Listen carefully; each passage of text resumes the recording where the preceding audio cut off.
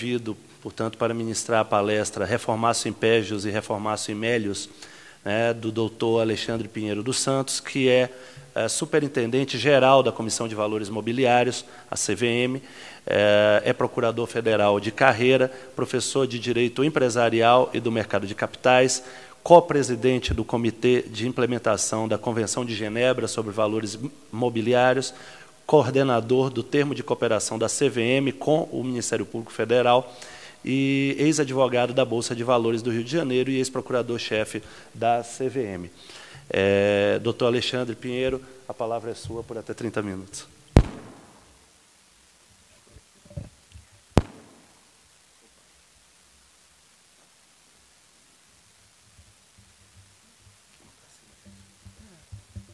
Foi. Bom, boa tarde. Antes de tudo, queria agradecer muito o convite, o honroso convite, uma vez mais, né, para a terceira edição desse evento. Já tive a oportunidade de participar da edição anterior, aliás, também em mesa com o ministro Cueva. Então, eu quero agradecer ao professor Fábio Medina Osório e o IED, e, ao fazer esse agradecimento, agradeço também, estendo a todos aqueles que estão aí à testa de mais um evento com essa característica, um evento plural, muito interessante, que nos permite discutir tema de tal sensibilidade como esse, do campo infracional, do campo administrativo sancionador. O ministro Cueva, depois dessa explanação, me parece, facilitou sobremaneira a minha abordagem, porque, claro que com muita propriedade em todos os níveis, pela, inclusive, passagem como operador do direito em diversos âmbitos da administração federal, inclusive no campo regulatório, além de toda uma vida acadêmica e uma análise conglobante dos fatos da vida antes mesmo da magistratura. Isso aqui aludiu o Bruno, que eu cumprimento e agradeço aqui a introdução. Ele faz isso porque ele tem essa bagagem, ele tem essa crença, porque ele de fato manuseia esses institutos sempre na sua trajetória profissional nessa perspectiva conglobante, quer dizer, isolar a juridicidade do econômico, isolar, em alguma medida, esse ou aquele campo do conhecimento na análise de qualquer fato da vida, não é algo, de fato, que se apresente como inteligente. Queria fazer uma observação também em relação a essa provocação do ministro em relação a uma legislação, efetivamente, né, uma lei que trate, que dê um norte em relação a essa questão do campo infracional, do campo administrativo sancionador. Sabemos que a lei de processo, com todos os seus problemas, a lei de processo administrativo foi reclamada por um longo período, né? Tínhamos lá a experiência de São Paulo a tratar desse assunto de forma mais sistematizada, mas, de fato, não tínhamos no âmbito federal uma legislação a demarcar com mais clareza como se dá o proceder do Estado diante dos administrados em relação ao encadeamento de atos que envolvem, em alguma medida, a afetação do patrimônio jurídico da cidadania.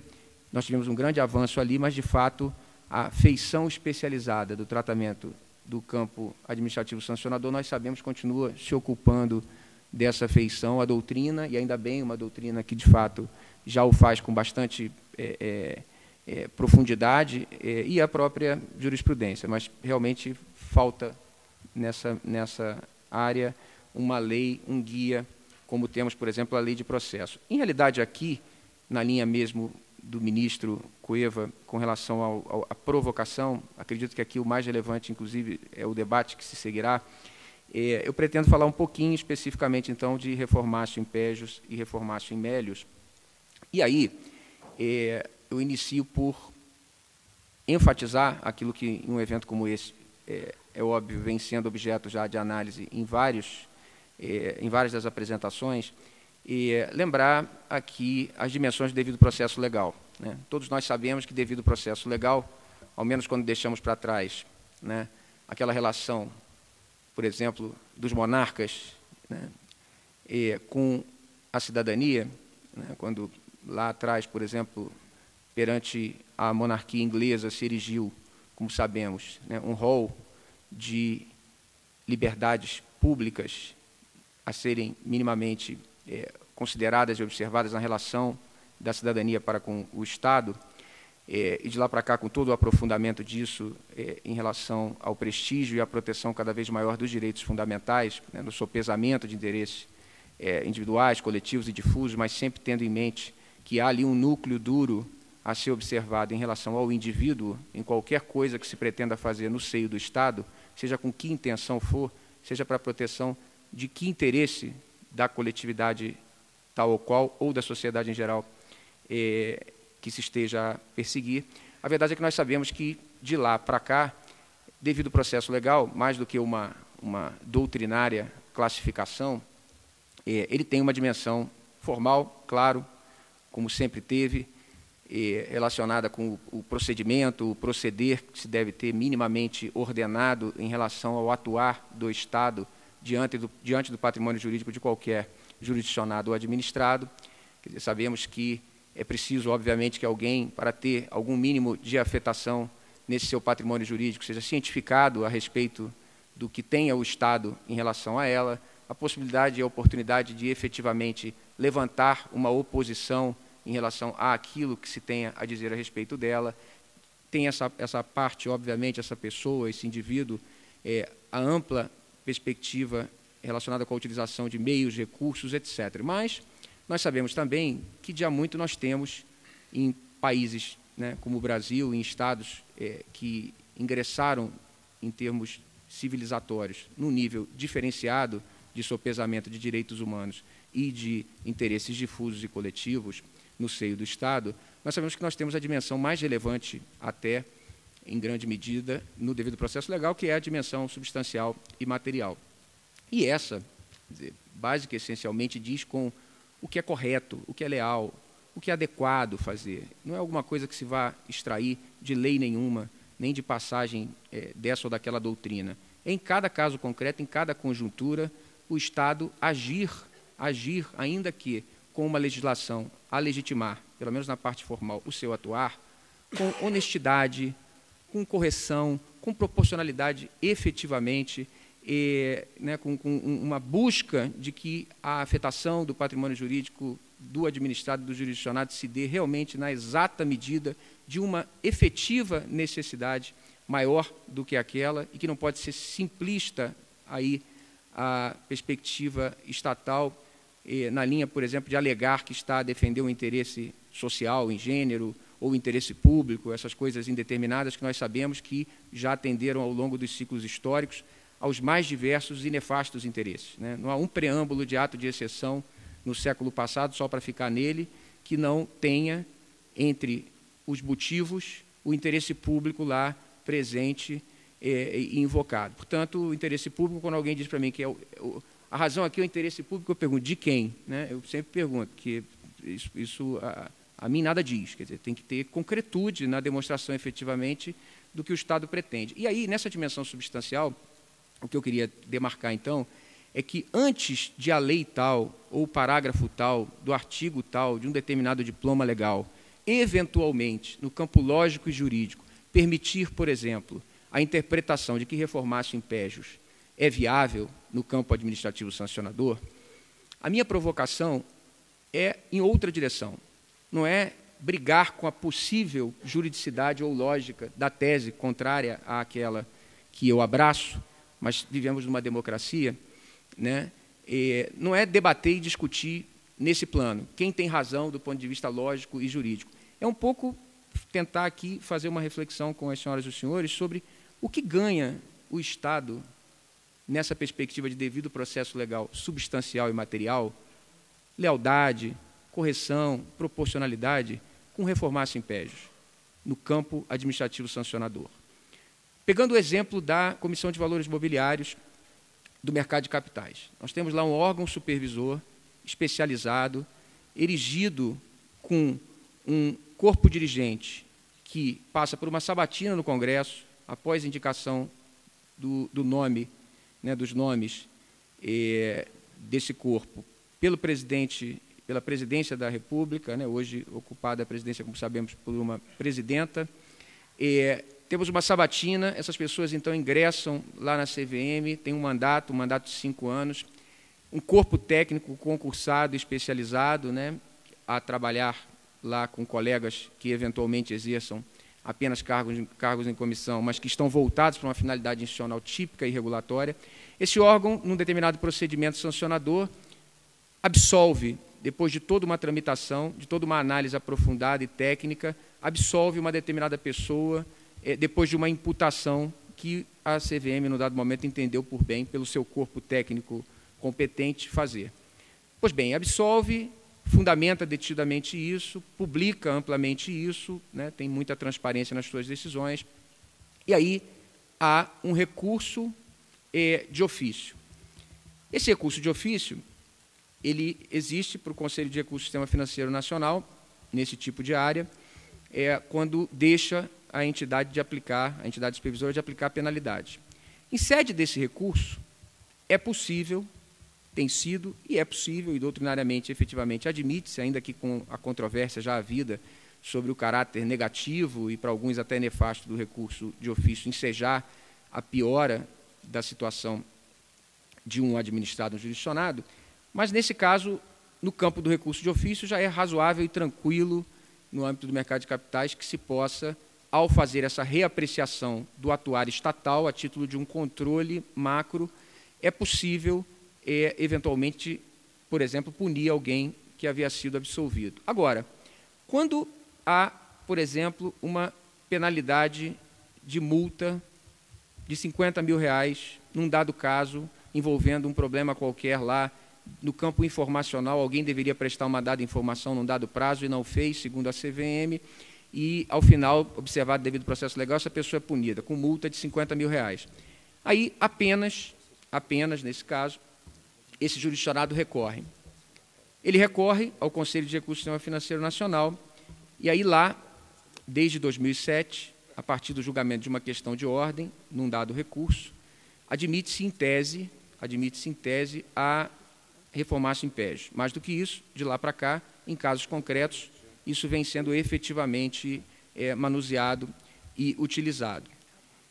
É um órgão paritário, legitimado para fazer o que faz, né? Tem, inclusive, um valor estrutural com essa característica de legitimação para fazer essa reapreciação em si, né, no campo recursal, mas reformar-se impédios, por exemplo, diante desse caso que eu mencionei, o órgão, após uma análise detida, compreende que não deve ser 50 mil e, colhido apenas o recurso desse administrado, ele entende que ele deve ser multado, por exemplo, R$200 mil, né?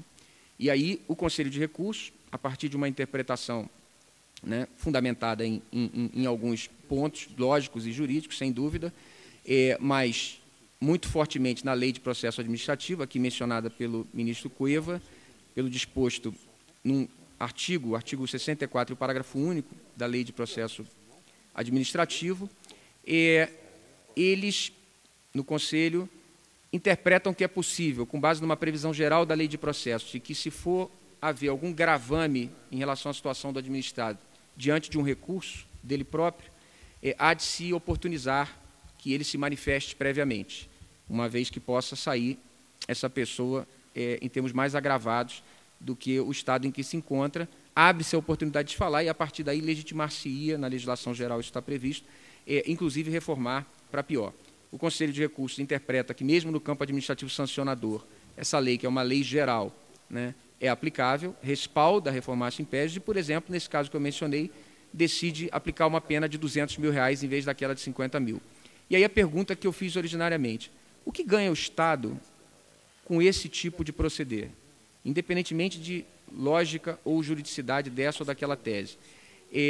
Um órgão supervisor que trabalha diretamente com aquele âmbito econômico regulado, teve uma análise daquele caso e julgou que R$50 mil era uma penalidade adequada. A título de controle, mas num recurso exclusivo de defesa, o órgão eleva essa penalidade de 50 para R$200 mil. Será que isso, em termos de devido processo legal substancial, é fair, é proporcional, é adequado, em termos sistêmicos? Faz sentido? Que controle é esse que se faz com o uso da reformar-se impédios sobre um órgão supervisor e regulador, do ponto de vista da justeza e da correção? Aqui nós não estamos a tratar, por exemplo, do campo das medidas restritivas de direito. Aqui nós não estamos a tratar de alguma coisa que envolva um campo em que eu autorizo alguém, né, ou condiciono o atuar de alguém em prol da coletividade, no que se refere, por exemplo, ao uso, gozo de determinado bem, né, e há depois um certo conflito que gera um determinado recurso. Não estamos a tratar desse tipo de temática, em que, para todos nós, parece altamente palatável que o Estado, mesmo em sede de recurso relacionado com o tema, possa, inclusive, agravar a situação decorrente do que ocorra numa primeira apreciação. Porque aqui estamos a tratar de algo, primeiro, de grande nível de objetividade, a demarcar uma possibilidade efetiva de alguém ter alguma concessão em sentido amplo por parte do Estado no campo da legalidade.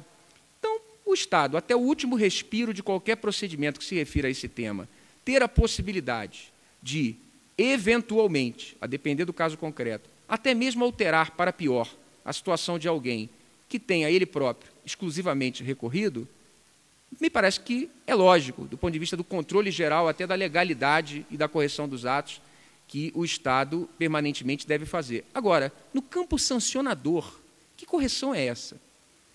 É correção por quê? Porque foi ilegal? A CVM, ao aplicar R$50 mil, incorreu em algo que, se não for corrigido, colocará o Estado em uma situação, inclusive, de exposição, de risco de imagem. Quer dizer, essa de, na apreciação subjetiva, como, aliás, só aconteceria em seara como essa, feita por um órgão regulador do mercado de capitais, sobre o proceder de alguém que, uma vez imputado, se entendeu ao final, teria realmente incorrido naquela dada infração, e sem dom fenomênico, apenas no juízo de probabilidade, em cima das provas que a dimensão humana tem condição de fazer, que correção é essa? Essa correção, em realidade, é uma nova apreciação amplamente subjetiva que se faz, diferente, todos nós temos diferenças de opinião, mas faz sentido fazer isso a título de correção de uma decisão de primeira instância, porque para se elevar a penalidade e reformar para pior, avançando fortemente sobre o nuclear da proteção individual, em relação à não surpresa, em relação ao mínimo de previsibilidade quanto àquilo que o Estado já disse para ele, do ponto de vista da infração que teoricamente havia cometido. Nós sabemos que, no âmbito penal, isso que estamos aqui a discutir não tem cabida. Expressa a disposição do Código de Processo Penal, artigo 617, no sentido de impossibilidade de reformar-se impégios no campo punitivo em sentido estrito. Regime disciplinar de servidor público, além do que há em legislação, de há muito a jurisprudência pátria já fixou a impossibilidade de reformar-se impégios, de se colher recurso exclusivo de defesa e, a partir desse recurso, por exemplo, transformar uma suspensão de um servidor em demissão, né?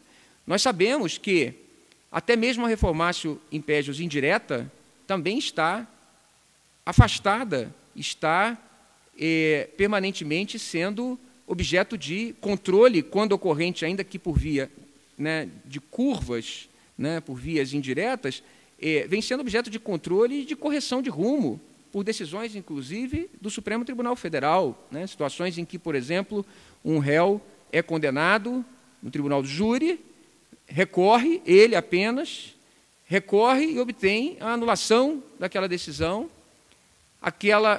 portanto, não válida, há necessidade de uma nova decisão ser proferida, essa nova decisão é proferida e ele, então, é absolvido, sendo ele absolvido, recorre ao Ministério Público Federal e obtém êxito no recurso a alegar manifesta contrariedade à prova dos autos.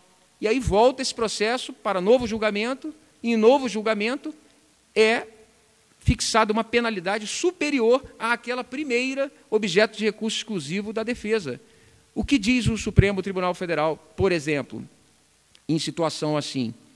Que tem que ser reduzida a penalidade última aplicada até o patamar daquela primeira, dado que tudo se desencadeou apenas por um movimento de insurgimento da defesa, exclusivamente da defesa. Portanto, algo que já está pacífico e tranquilo na seara punitiva, em sentido estrito, é verdade, mas que sabemos informa, em grande medida, em termos nucleares, o que estamos a discutir aqui, o campo do direito administrativo sancionador. O campo do direito administrativo sancionador é espécie do gênero, o campo punitivo, direito punitivo. é óbvio que não se está aqui a dizer que, na atuação administrativa, não há aqui e acolá que se trabalhar com matizes, não há que se fazer algum tipo de temperamento quando se lida com institutos do campo penal. Não se está a dizer aqui que toda e qualquer feição já fixada no âmbito, feição ou instituto já sedimentado ou fixado no âmbito penal, não se está a dizer que ele será transportado na penal e processual penal automaticamente para o campo do direito administrativo, ainda que sancionador. Há valores no campo administrativo a serem tutelados que, muitas vezes, permitem que se trabalhe, por exemplo, com muito mais amplitude, com normas em branco, em campo regulatório, por exemplo. Né? Todos sabem, o que mais há é a regulamentação a dizer exatamente o que é ou não é, na conjuntura daquele âmbito econômico e dinâmico, o que é ou não é um proceder adequado. Agora, uma coisa é matizar, outra coisa é dizer que, em termos nucleares, perde-se o contato com aquilo que diz com a proteção do devido processo legal substancial e que está pacificamente tratada e posta no campo punitivo, seja na lei, seja na doutrina, seja na jurisprudência pátria. Nesse sentido, eu queria, em realidade, fazer aqui uma sinalização de solução, inclusive, do problema que é aparente, na minha visão, da legislação geral de processo a dizer explicitamente que é possível, diante de um recurso de um administrado, a situação dele ser agravada, desde que seja ele cientificado previamente. A proposição que faço, e faço acompanhado, inclusive, do professor Fábio Medina, o que muito me honra, tenho certeza também que posso dizer aqui que é compartilhada essa posição pelo ministro Cueva.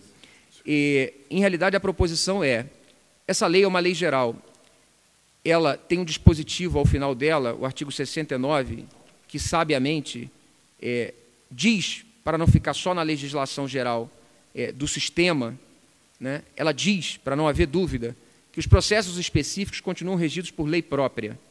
Isso é uma lei geral e os processos específicos continuam regidos por lei própria. Esse lei própria, evidentemente, não é apenas dispositivo legal explicitamente a dizer e com letras claras tal ou qual coisa.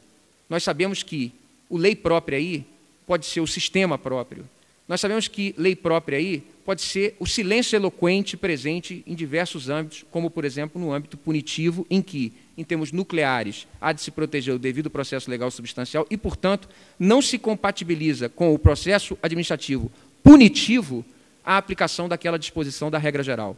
Aquela disposição da regra geral tem aplicabilidade em situações, por exemplo, a envolver medidas restritivas de direito, medidas ampliativas de direitos. Por quê? Porque ali, novamente, o Estado está a controlar os seus atos até a última instância possível, atos esses que são atos vinculados, que se é verdade que um ato vinculado não é alguma coisa que se possa trabalhar o servidor ou o agente público como se fosse ele um autômato, né? Ato vinculado não significa que a lei diz, e com todas as letras, qual é o agir do agente público. Isso nós sabemos que é uma visão vetusta do âmbito administrativo e equivocada. Sabemos que não é essa a visão hoje realmente aceita do ponto de vista do ato vinculado. O ato vinculado, se fosse isso, nós, inclusive, economizaríamos muitos recursos não contratando mais servidor algum e promovendo a saída deles, respeitando os direitos até então, né, obtidos, mas iríamos aí deixar a máquina estatal muito mais arejada, com muito menos gente para trabalhar.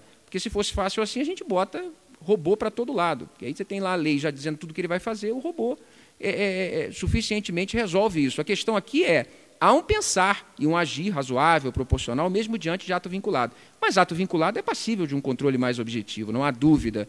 Não há dúvida de que algum nível de concessão ou autorização para um administrado utilizar algo que é do âmbito coletivo, né, se houver controvérsia, repetindo um pouco o que falei antecipadamente, quando falamos sobre isso, sobre a parte do restritivo de direito ou do ampliativo de direito, é claro que o Estado, sim, legitimamente pode, com o mínimo de objetividade, ainda que colhendo recursos apenas do administrado, num proceder estatal relacionado com o tema, até mesmo piorar a situação desse administrado no curso do processo, a título de correção daquele ato que, ao final e ao cabo, é um ato que está dentro ou não de um balizamento legal com o mínimo de objetividade aferível. Agora, novamente, controlar penalidades aplicadas a alguém por um outro órgão estatal é um controle que, inclusive, é um controle antipático do ponto de vista da cidadania, porque é um controle que traz um pressuposto de desconfiança institucional um tanto fora de lugar.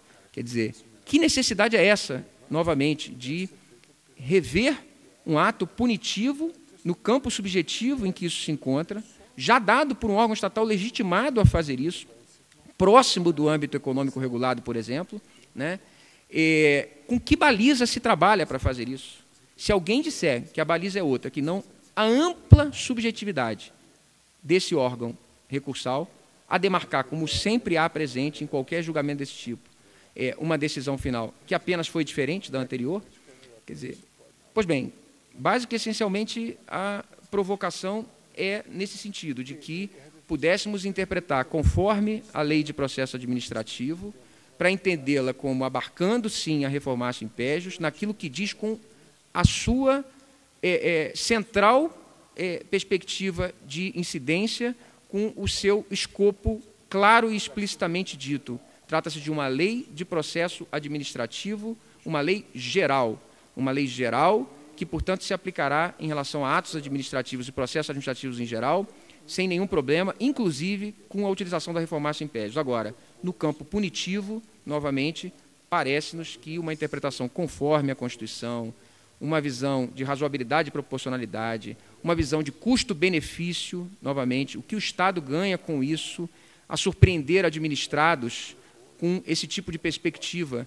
Eu estou me sentindo injustiçado com uma decisão punitiva da CVM, por exemplo, que me multou em R$50 mil, recorro. De repente, num bojo daquele meu recurso, surge o fantasma da possibilidade do órgão recursal elevar, sabe-se lá para que patamar, a penalidade que eu recebi.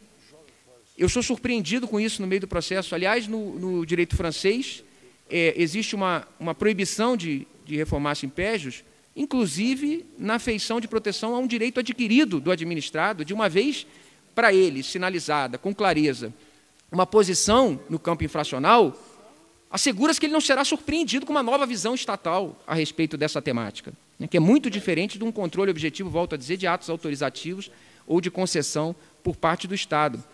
Pois bem, essa provocação, acredito que as senhoras e os senhores, com a qualidade da audiência, e tem inclusive aqui colegas que atuam no seio do próprio Conselho de Recursos, eu inclusive antecipei que julgaria que seria muito útil, se sentirem confortáveis, fazermos aqui uma ampla discussão do tema. Ninguém aqui se pretende com a verdade, nós queremos realmente interagir para que as nossas perplexidades, se não forem todas elas eliminadas, elas sejam pelo menos minimizadas, né, com a mútua colaboração, com o mútuo diálogo e interação. Pois bem, é isso. Eu queria agradecer novamente o ministro Cueva, o colega Bruno. Eu devolvo, então, a palavra para a condução do trabalho. Muito obrigado. Eu cumprimento o doutor Alexandre Pinheiro dos Santos pela excelente, esclarecedora conferência. De fato, esse é um tema delicado, um tema que remonta àquilo que o ministro Fux ontem referiu com propriedade, né, o princípio da proteção da confiança.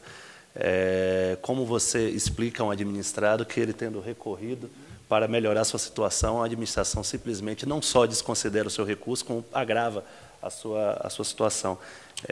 Certamente é um tema que merece muito a nossa reflexão, e o doutor Alexandre pôde trazer ao auditório as suas considerações, a sua posição a respeito desse tema. Vamos iniciar agora a sessão de debates e perguntas. A informação que eu recebi da organização do evento é de que nós temos a equipe de apoio com os microfones que pode, portanto, identificar as pessoas que peçam a palavra. Já está indo o microfone. Eu tenho uma pergunta para o doutor ministro Ricardo Cueva, especificamente no campo da regulação em telecomunicações. Né, a gente tem a figura da obstrução da atividade da fiscalização, né, que durante esse período ele foi alvo de diversas metodologias, né, que foram reformuladas durante esse período, que ensejaram diversas gravames aos administrados após a interposição do recurso. Eu gostaria de saber a sua posição, como é que isso poderia ser aplicado, como é que isso poderia ser vislumbrado frente ao princípio da retroatividade da lei mais gravosa, né, e os princípios recursais do direito, tanto do âmbito penal e do civil.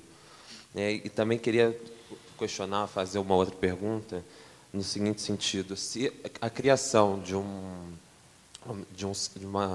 tipo penal acerca desse caso, criando uma sanção específica, como é o caso da Agência Nacional de Saúde Suplementar, se isso diminuiria o poder discricionário da agência?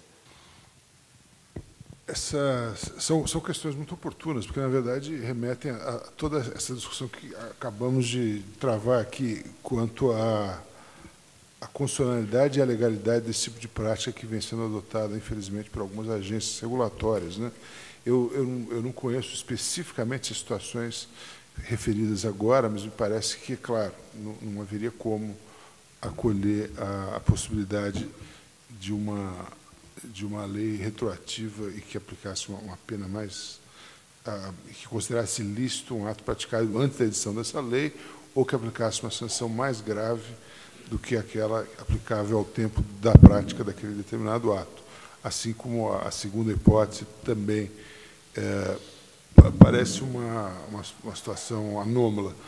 Eu achei muito oportuna a abordagem do doutor Alexandre ao tratar da reformatio imperius, não de uma ótica meramente formalista, mas substantiva, procurando demonstrar que ela não se justifica sob qualquer aspecto que se utilize, né, para a sua análise, do aspecto econômico, do aspecto moral, do aspecto da proteção da confiança, da segurança jurídica.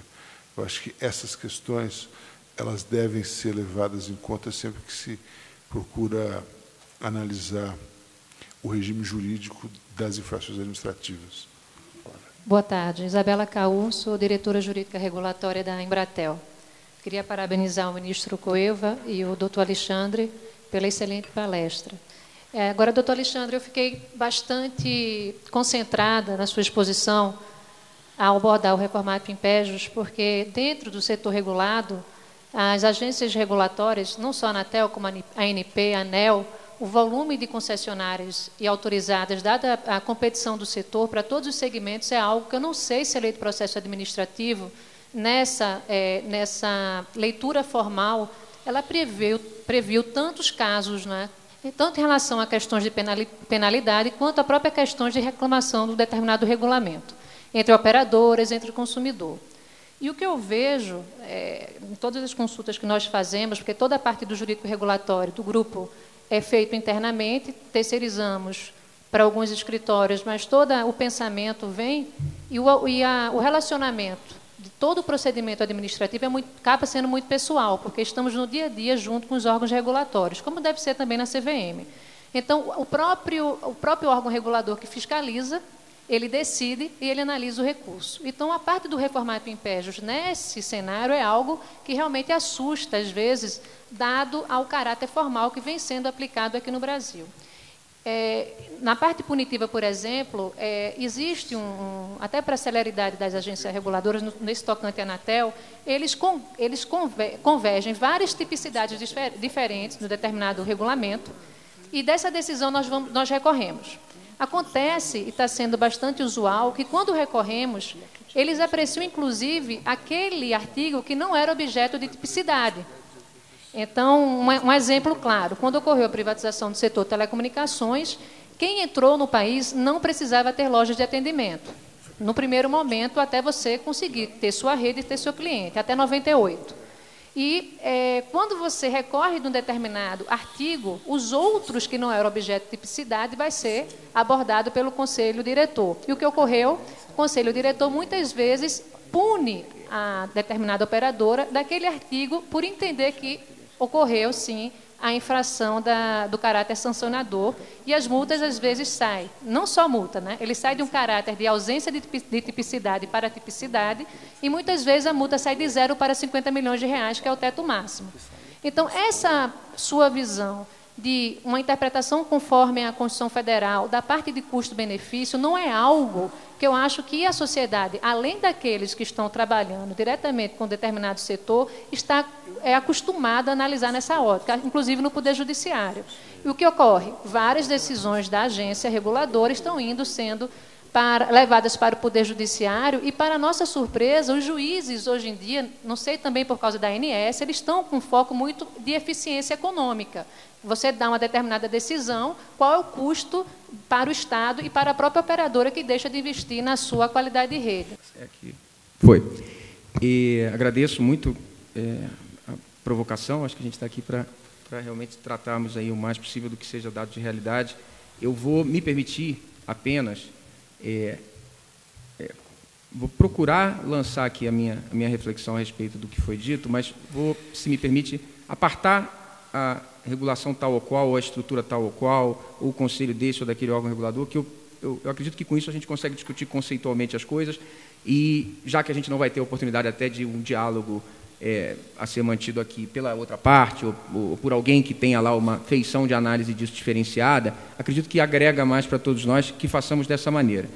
E aí eu vou pegar o exemplo da própria CVM. A CVM tem, por exemplo, um procedimento sumário do processo sancionador que envolve a possibilidade de haver uma apreciação primeira pelo superintendente da área técnica competente, ligada lá, por exemplo, à área de fundos, ele tem lá uma possibilidade de, num dado momento, ter decisões desse tipo, a área de acompanhamento de mercado, por exemplo, ter uma decisão qualquer punitiva, digamos assim, na primeira instância, né, ainda no seio do próprio órgão, ou a área de empresas, superintendência de empresas, e aí, num dado momento, por exemplo, há lá a aplicação de uma penalidade por parte dessa superintendência. Há um recurso ao colegiado da entidade, da CVM, presidente e diretores, portanto, nem sequer aqui estamos a falar da saída da questão via recurso, por exemplo, ao Conselho de Recursos ou a um órgão externo, no seio da própria CVM. Pois bem, a posição que eu tenho, claríssima, já manifestada, inclusive como procurador, né, e é claro que todos sabem que aqui está sempre presente o disclaimer de que o que eu digo não vincula necessariamente a CVM ou a Advocacia Geral da União, etc., né, mas eu, de fato, pretendo trazer o que é institucional, mas tenho as minhas opiniões acadêmicas e até as que eu já dei na condição de procurador. A minha visão clara é de que não pode, por exemplo, nessa situação do sumário, se o superintendente aplicou uma dada penalidade e for colhido o recurso apenas do apenado, não pode o colegiado da CVM, ainda que estejamos no mesmo seio, né, da CVM, agravar a situação desse administrado. Entendo que aqui é exatamente a mesma questão de um recurso para fora da CVM, por exemplo, para o Conselho de Recursos. Aqui estamos diante, de novo, da questão a ser perquirida sobre o devido processo legal substancial, sobre fair trial. Estamos aqui a discutir se é realmente adequado o Estado aparecer na frente de alguém que recorreu, porque é apenado, com um tipo de chantagem, mesmo que não dita, implícita, que é o seguinte: ofereço a você um prazo para se manifestar, com base, por exemplo, na Lei de Processo Administrativo, artigo 64, parágrafo único. A gente vai lá e lê. Ué, isso aqui me chamam para falar quando pode a minha situação ficar pior do que está. Muitas e muitas vezes você está, indiretamente, desestimular o exercício na plenitude do contraditório e da ampla defesa. Nós estamos a falar de devido processo legal substancial. Faz sentido o Estado pretender, ainda que indiretamente, barganhar com alguém em relação a isso de tão nuclear? Olha só, abre o olho aí, hein? Porque a coisa para você não está muito boa, não. Eu vou até deixar você falar aí, porque pode ser que fique pior ainda do que a decisão de primeira instância. Portanto, reiterando a posição preliminar e tentando fazer aqui um exercício com algo similar ao que você disse, que, pelo que eu compreendi, envolve uma decisão no seio de um próprio órgão, né, tal ou qual não importa, e aí um órgão revisor, né, e talvez final, né, um conselho ou um colegiado, ou o que seja, ele, ao reapreciar a matéria, ele, de alguma forma, poderia vir a agravar com recurso, com insurgimento tão só do administrado, a sua situação. Mas tem algo de mais grave no que você disse, na minha visão. Volto a dizer que não estou a falar de caso concreto nenhum, nem de órgão regulador tal ou qual, não conheço o caso concreto, você conhece melhor do que eu, e, por favor, quem, inclusive, esteja do outro lado nisso, terá a ampla possibilidade de até pensar diferente do que estamos aqui a dizer. Mas, fazendo o exercício fora do caso concreto, o que você disse, conceitualmente, me parece que tem ainda um grau de problema superior à discussão sobre reformar esse império. Pelo que eu compreendi, estamos a discutir a possibilidade de alguém imputado, acusado de ter feito aquilo que geralmente não acontece, porque a presunção é de que as pessoas são corretas e agem de boa fé. Portanto, quando você imputa algo a alguém enquanto Estado, você tem o ônus de desfazer essa presunção, que vale para todos nós, né, em qualquer ambiente civilizado em que se garante minimamente direitos humanos, é assim. Pois bem, eu imputo algo a alguém, uma infração. Esse alguém é julgado numa primeira instância, no seio do próprio órgão tal ou qual, e aí recorre, é julgado e punido. Recorre, e a imputação era uma imputação, olha, é o tipo tal, é a conduta tal, etc. e tal. E aí, na revisão, pelo que eu compreendi, olha, é o tipo tal, etc., e tem também aqui essa outra conduta, esse outro tipo. Isso aqui, para mim, de novo, não estou a falar do caso concreto, mas do ponto de vista conceitual, algo assim, modestamente, a minha opinião é a de que viola, não a questão aí a envolver reformar-se impérios, a sua possibilidade ou não, viola o devido processo legal, mas no coração dele. Quer dizer, viola a perspectiva de que a previsibilidade é alguma coisa que tem que estar presente em qualquer terreno em que se aponta para alguém e diz que esse alguém procedeu indevidamente em relação a um balizamento legal estatal. Veja, processo punitivo não visa a repressão pura e simples. Nós sabemos que nós avançamos muito em termos de civilização e nós reconhecemos que o campo punitivo ele tem, antes de tudo, a busca de um efeito paradigmático. No âmbito, por exemplo, como o econômico, o que se quer é que o exemplo, né, dado a respeito daquilo que se fez fora do lugar seja tirado rapidamente pelos agentes e eles tenham um estímulo adicional a fazer o que é correto e um desestímulo a fazer o que ali se fez em desvio. Agora, se de alguma forma a gente transforma isso numa pegadinha, a gente de alguma forma não dá a oportunidade do administrado sequer compreender na plenitude sobre o que ele foi acusado, porque no meio do processo, já numa fase recursal, pode aparecer uma outra coisa, e com base nessa coisa, suprimindo-se uma instância anterior de apreciação, mais do que isso, suprimindo-se a fase de imputação, para que ele tenha direito, de uma vez imputado, falar sobre todos os fatos que digam respeito àquilo. Isso, na minha visão, volto a dizer, vulnera o devido processo legal numa perspectiva mais ampla.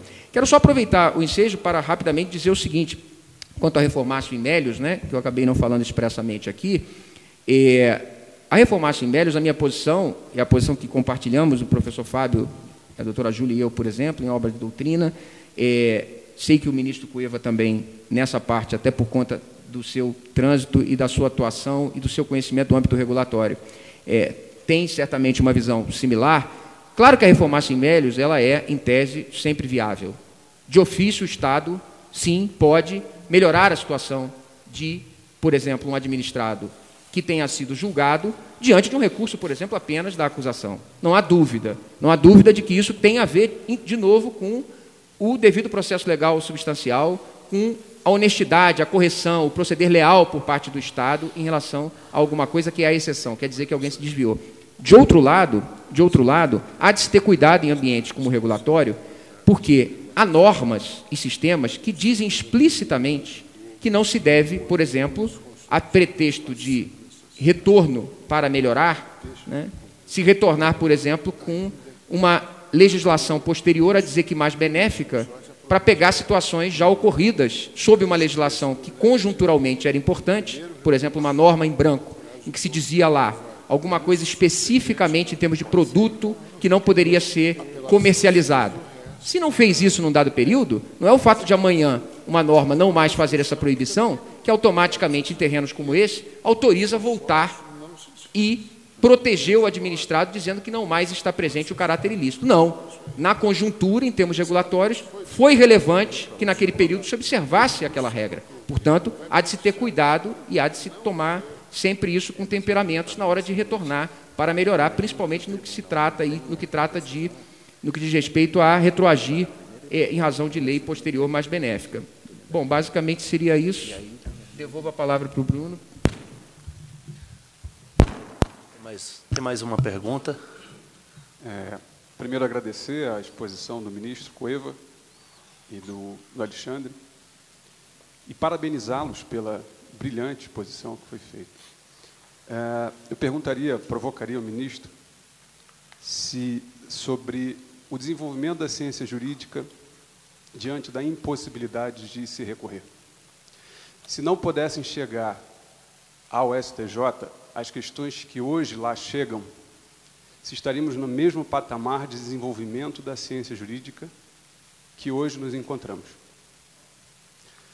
Porque me parece, Alexandre, e aqui tomando a imensa liberdade de expressar minha opinião pessoal, que a piora da situação de um administrado após um recurso voluntário, e respondendo aqui uma provocação feita por você em sua exposição, se presta a dissuadir a contestação das decisões já exaradas pela autoridade. Numa conduta que muitas vezes deixa a impressão de ter natureza de reafirmação de autoridade. De reafirmação de autoridade. E que, por isso, seria, possivelmente, por muitos encarada como antidemocrática. Certo? Mas aí reside, talvez, a maior perda para a sociedade e para o Estado, nessa conduta de dissuasão da possibilidade de revisão das decisões exaradas pelas agências reguladoras. A impossibilidade de se desenvolver a ciência jurídica afeta a regulação de um determinado setor econômico, ou, muito mais do que isso, se desenvolver o próprio ambiente regulatório e econômico onde aquelas atividades são manejadas. Daí porque me parece oportuno, e mais uma vez tomando a liberdade de expressar a minha opinião pessoal, parabenizar a CVM e os representantes da CVM, que estão dando um exemplo fantástico para toda a sociedade brasileira e contribuindo de uma maneira espetacular para o desenvolvimento do nosso Estado democrático e da justiça. E só neste cenário nós conseguiremos, finalmente, um dia, se Deus quiser, quem sabe, nos tornarmos uma nação de primeiro mundo. Por isso, eu gostaria de agradecer a exposição do senhor e parabenizá-lo imensamente.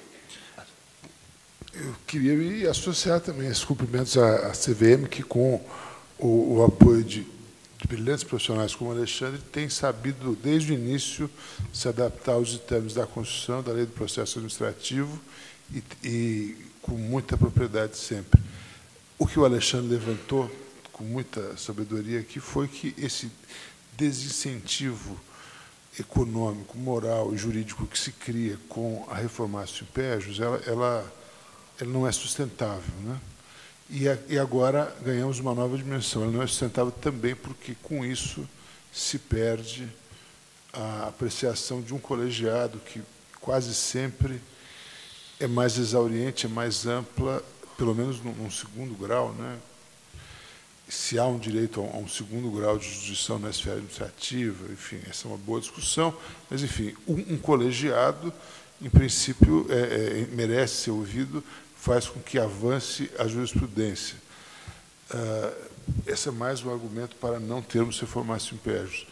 No caso da pergunta referente ao STJ, o que deve ou não ser levado, eu conversava agora com o Bruno sobre a oportunidade de a emenda constitucional, a PEC 209, que resultou de uma sugestão no plenário do STJ que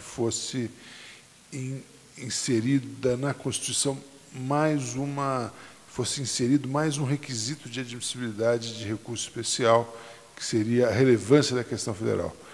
Então, eu acho que, se tivermos isso, e aqui eu peço perdão para a nossa propaganda institucional, poderíamos, sim, exercer essa função, vamos dizer assim, nomofilática, de preservação de integridade da lei federal e uniformização da jurisprudência dos tribunais nacionais, que a Constituição reserva ao STJ, aí sim poderíamos exercer essas duas funções com mais propriedade do que hoje.